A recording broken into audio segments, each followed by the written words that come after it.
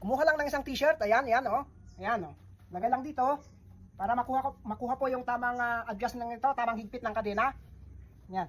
Saka lang po ikutin itong gulong para po may pakagat itong tela na to o t-shirt na to. Ayan, naipakagat na o naipaipit na ng ganyan. So siyempre maluwang pa itong kanyang kadena. Saka lang po i-adjust po ito. I-adjust lamang po hanggang po sa humigpit itong kanyang kadena. At ito, tamang-tama po itong kanyang higpit na to. Ayan, pwedeng-pwede na po ito. At saka lang higpitan na ang dapat higpitan dito. Kapag po nakaipit po itong tela na to dito, ay maigpit na maigpit po itong kanyang kadena.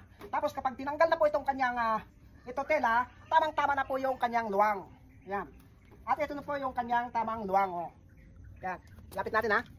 Bale, ganito lang po yung kanyang tamang luwang hindi po maganda yung masyadong maigpit, marami pong masisira. Gaya ng nangyari sa isang motorsiklo na to, na na-high blood daw yung may-ari ng motorsiklo na to dahil natanggalan siya ng kadena dahil sobrang luwang, tapos hinigpitan naman niya, sobra naman pong higpit hanggang sa lalostred yung pinaglagyan ng sprocket dito, di nagkalikiliki na. Dahil sa sobrang higpit ng kadena ay nakalbo po yung ngipin ng pinaglalagyan ng sprocket dito, kaya ang remedyo niya ay welding. Ngayon ay mas malaki pong problema. Makakalbo o matatanggal po yung ngipin dito, yung pinaglalagyan ng sprocket dito kapag sobrang higpit ng kadena ang pag-adjust. Dahil po wala pong budget yung may-ari dahil i-down po yung makina para palitan po ito, buo po ito. Lumaki na tuloy ang kanyang problema. Bali, yan lamang po ang munting kaalaman na na-share po natin sa inyo at sigurado pong magagalit po yung mga taong madadamot at saka